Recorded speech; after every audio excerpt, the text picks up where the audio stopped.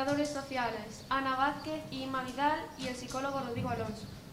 ¿Cuáles suelen ser los tipos de adicciones que llegan a la asociación Érguete y cómo se enfrentan a ella como educadores sociales y como psicólogos?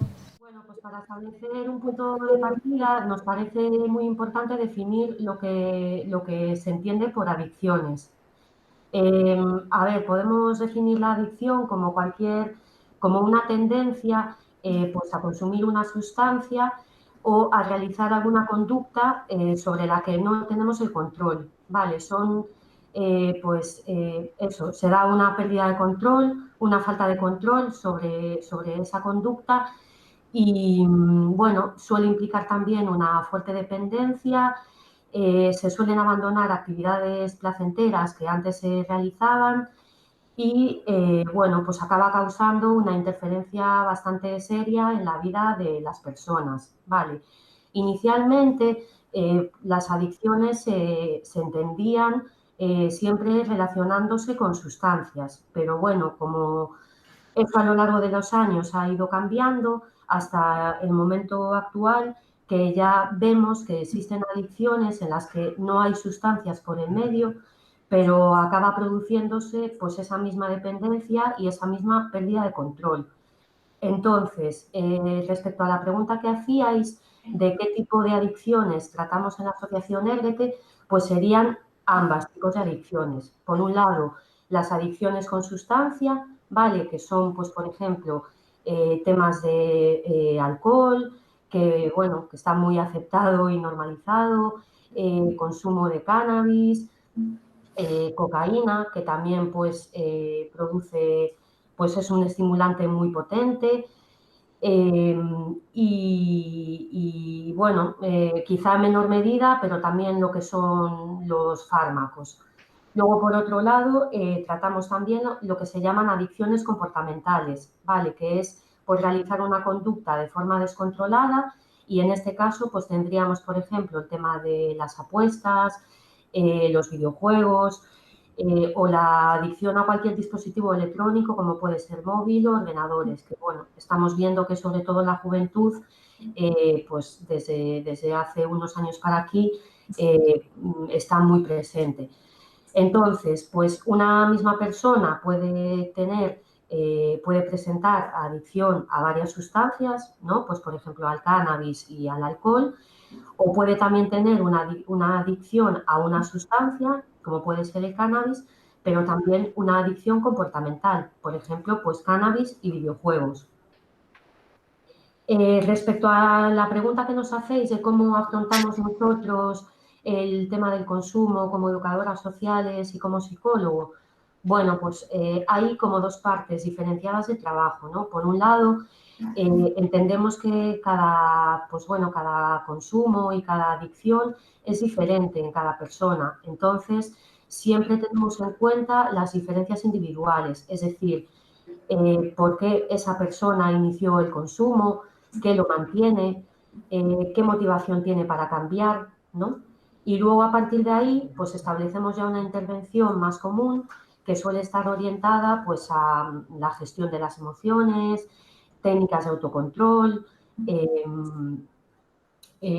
cuidado de la salud, autocuidado personal, autoconocimiento, es decir, muchas técnicas que luego pues nos apoyamos en ellas para trabajar toda esa parte individual de cada persona. ¿Cuáles suelen ser las razones que llevan a consumir a las personas que sufren algún tipo de adicción? Las ganas de experimentar o el hecho de que las amistades o otras personas lo hagan, ¿vale? Es decir, suele ser una motivación, sobre todo, pues dependiendo de la etapa del desarrollo, pues como puede ser la adolescencia, es uno de los motivos que casi todas las personas nombran como inicio de consumo, ¿vale? Pues por eso, la curiosidad, las ganas de probar o porque otras personas o amistades lo hacen. Otro motivo también es el de relacionarse socialmente, ¿vale? Pues es también, se utilizan un poco como vía para pues, perder la vergüenza, acercarse a otras personas o hacer cosas que pues bajo otras, sin estar en consumo, pues no harías. También nos parecía importante destacar que las razones para consumir muchas veces es como un rito de paso, ¿no? Del mundo de ser un niño o una niña a convertirte en una persona adulta. Entonces, pues el utilizar la sustancia y el consumo es como pues pasar eso, ¿no? De ser un niño o una niña a ser una persona adulta.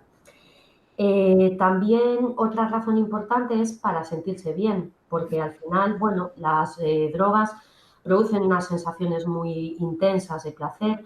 Entonces, pues bueno, según qué droga sea, pues puede potenciar la tranquilidad o la euforia o la relajación. Entonces, pues muchas veces se utilizan, pues eso, para sentirse bien. Otro motivo también puede ser para sentirse mejor. Es decir, imagínate pues, que has vivido una experiencia traumática en tu vida o has pasado momentos muy malos, pues también se utilizan muchas veces las drogas para evadirte de los problemas, ¿vale? O suplir una carencia o evitar el malestar de pues, situaciones que pues, te producen dolor o te han hecho daño, pues también se puede llegar a consumir para esa evasión del dolor y del malestar. Luego otro motivo pues, es la disponibilidad y el acceso que hay a las drogas, es decir, es fácil acceder a ellas, con lo cual pues una razón para también consumir es el hecho de probar porque es fácil acceder a ellas. Y luego, bueno, por último, pues queríamos mencionar también el hecho de que muchas veces se utilizan para rendir mejor o tener un mejor desempeño. Es decir, ya ahora muchas sustancias se están utilizando pues para rendir más en los estudios o, por ejemplo, muchos deportistas que también consumen para tener un mejor desempeño en el deporte que practican. Entonces, bueno, estos serían un poco los motivos y razones que hemos destacado como más importantes. ¿Qué importancia tiene el ambiente social, amigos, familia, sociedad en general en este problema de las drogas? Hay muchos factores que pueden aumentar el riesgo de que una persona consuma o protegerla de ello, ¿vale? El ambiente social, evidentemente, es un determinante que influye muchísimo. Eh, pero bueno, no es el único. También otro determinante importante pues es la socialización, ¿no? Es decir, cómo aprendemos sobre el mundo, las ideas que nos formamos acerca de él y también la personalidad que vamos formando a lo largo del crecimiento. Entonces, bueno, todos estos tres, ¿no? El ambiente social, la personalidad y la socialización son los principales determinantes pues que se tienen en cuenta a la hora de ver cómo pues, te pueden proteger de un consumo o acercarte a ellos, ¿vale? Por ejemplo, respecto a la personalidad, pues sí que vemos importante que, por ejemplo, la búsqueda de nuevas sensaciones o la impulsividad siempre, bueno, van a facilitar pues que haya esa experimentación con drogas, ¿vale? Y ya centrándonos ahora en el ambiente social, que es por lo que preguntabais, en cuanto a las amistades, lo que os decía, puede ser un factor de riesgo o de protección, ¿vale? Por ejemplo, si tú tienes un grupo de amistades que la tendencia es que consuman y te insistan, por ejemplo, pues para que pruebes y pues al final te acabas sintiendo también un poco presionado, pues muchas veces se pueden convertir en un punto de acceso y de inicio al consumo. Por el contrario, si ese grupo de amistades pues es un fuerte apoyo con el que, bueno, pues que está alejado del consumo, pues hacéis planes de ocio saludables, pues evidentemente vas a estar más alejado o alejada de esa posibilidad de consumir. Entonces, bueno, en este punto, respecto a las amistades, pues es muy importante tener una personalidad fuerte que al final te ayude a saber, pues decir que no, o pues incluso si tienes amistades que te insistan, pues esa personalidad te va a ayudar también a decidir qué es lo que quieres o lo que no quieres. En cuanto al ambiente familiar, lo mismo, también puede ser un favorecedor del consumo o un protector de él. Es decir, todo depende de qué circunstancias se dé en ese ambiente familiar, ¿vale? Por ejemplo, si en la familia has tenido a alguien consumidora, o hay alguna persona cercana a la familia, pues que tú hayas visto, ¿no? Cómo es ese proceso de adicción, pues puede provocar que tú también normalices esa situación. Por otro lado, pues también influye si es una familia muy conflictiva y a lo mejor tú necesitas evadirte de esos conflictos y puede ser que te evadas de los problemas, pues también acercándote al consumo. Y bueno, y en el punto contrario estaría pues la otra parte, ¿no? Cómo la familia puede influir positivamente en que tú pues te mantengas alejado del consumo, pues porque tienes unas relaciones muy positivas, de confianza, de escucha o de apoyo. Y luego respecto a la sociedad, que es el último punto por el que preguntabais, pues bueno, yo creo que el entorno que nos rodea somos conscientes de que vivimos en una sociedad en la que es muy fácil acceder a las drogas, es fácil acceder a ellas. Es decir, en casa hay alcohol, en casa hay tabaco, en la calle se puede acceder también al alcohol y al tabaco de una manera relativamente fácil. Entonces, es fácil. La publicidad también es algo que influye, ¿no? Ahora quizá ya no tanto, pero en su momento sí que había mucha publicidad de tabaco, alcohol. Ahora ya es cierto que se ha limitado mucho ese tipo de publicidad, pero se ha sustituido por una publicidad pues orientada a todo el tema de videojuegos, apuestas, y ahí pues vemos como referencia a muchas personas famosas, ¿no? Como deportistas muy conocidos por todos, que salen pues publicitando abiertamente las apuestas, el juego online, tragaperras, videojuegos. Y también, bueno, por mencionar un aspecto que también está muy presente en la sociedad, que es todo lo que tiene que ver con la cultura y con la música, pues también hablar, por ejemplo, de ciertos estilos musicales, ¿no? Pues, por ejemplo, el trap, que es un estilo de música que abiertamente incita y promueve el consumo de drogas. ¿Qué papel suelen jugar las familias para buscarle una solución a esta situación? Bueno, vosotros preguntáis aquí por la familia y nosotros queríamos hacer también una aclaración, porque no todas las personas que llegan a Érguete tienen apoyo familiar, es decir, o cuentan con esa familia que pueda ser parte también de la solución a su problema. Entonces, bueno, aparte de la familia, nosotros nos centramos mucho en lo que es la red que puede tener esa persona, ¿vale? Y la red puede ser pues una amistad pues que te apoye, puede ser la escuela, un profesor o una profesora, puede ser un centro deportivo, si practicas algún deporte.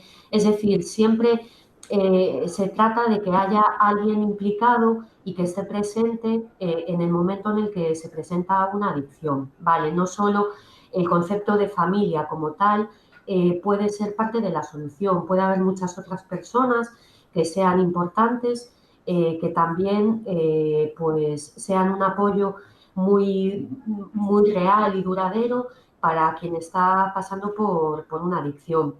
Entonces, bueno, nosotros en Érguete vemos dos cosas. Por un lado, tanto en las personas menores de edad como en las adultas, cuando tienen una red de apoyo positiva que está presente e implicada, la evolución suele ser mucho más favorable que, evidentemente, pues cuando están solos o solas y se tienen que enfrentar a una situación así sin contar con apoyos.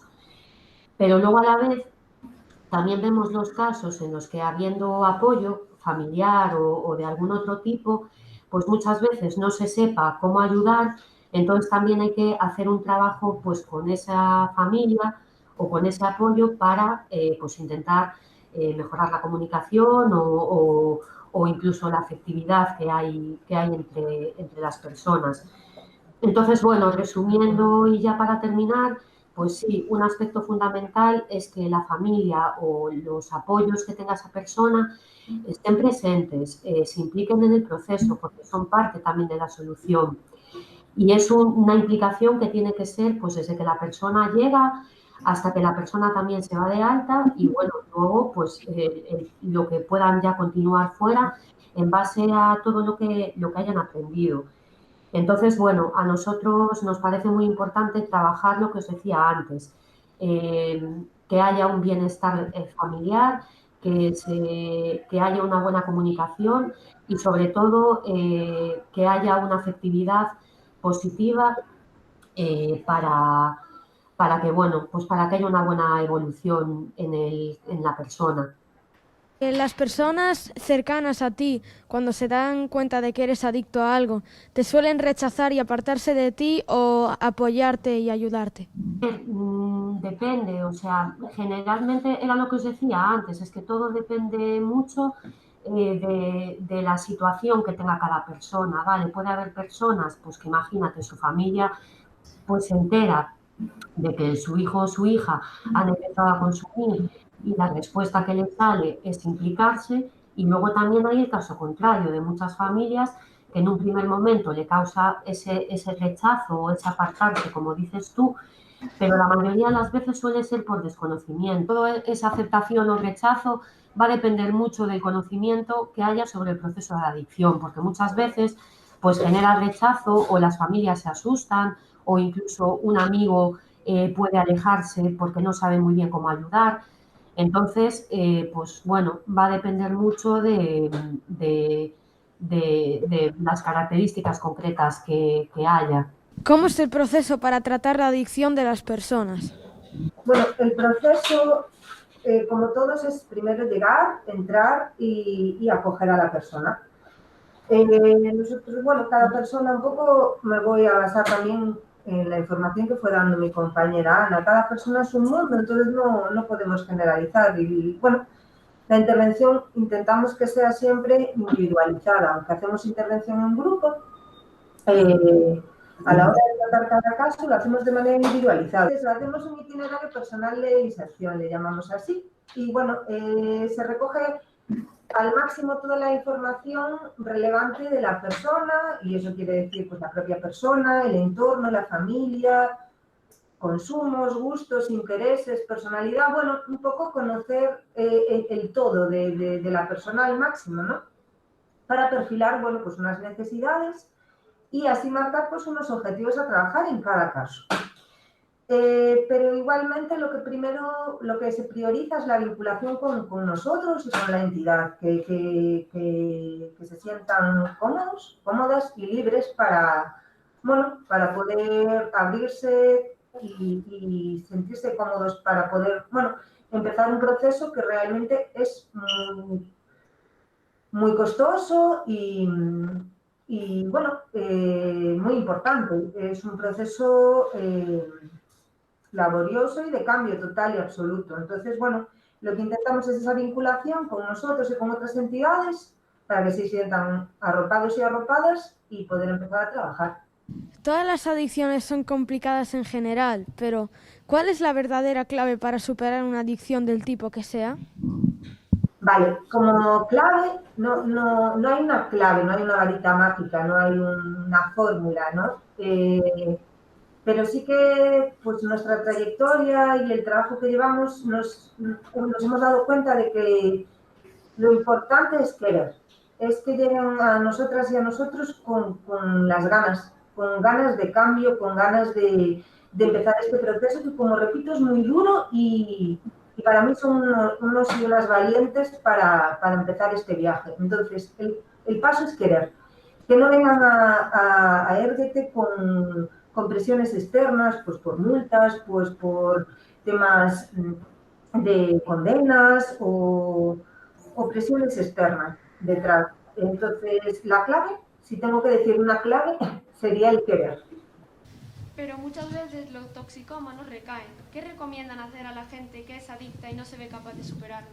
Las personas a veces recaen, si han sido consumidoras, sí que la recaída es algo que está ahí. ¿Qué se recomienda? Pedir ayuda. A veces, podemos pensar que es tan fácil, pero a veces es muy difícil por las características de cada uno, los procesos de cada uno, pero siempre pedir ayuda. Desde familia, amigos, personas que te quieran, que estén de apoyo, hasta, entidades como nosotros. Entonces, para seguir trabajando. La recaída está ahí, pero no es un fracaso, es parte del proceso. Entonces, no se le da tanta importancia como sigue siendo seguir trabajando, como en la vida en general, que si te ponen Trabas, pues es lo mismo. Pedir ayuda. Una vez desintoxicadas, estas personas necesitan volver a tener una vida fuera de las drogas, y a eso se dedica el programa de esta formación e integración social de Érguete. ¿Cómo funciona esta iniciativa y cuáles son sus resultados? El programa PEFIS, que es del que estás hablando, que lo dijiste súper bien, Valeria, Programa de Información e Integración Social de Érguete. Vale. A la hora de, voy a empezar por la parte de los resultados, a la hora de los resultados podríamos deciros un montón de números sobre las intervenciones que hemos hecho, sobre la formación que hemos hecho a las personas a las que hemos llegado, pero no nos interesa tanto, sino como la sensación que siempre nos devuelven de estar a gusto, de sentirse bien, de sentirse escuchados. Entonces, para nosotros eso es el resultado. Sigan viniendo aquí aunque no estén vinculados o aunque hayan pasado los procesos de cada uno.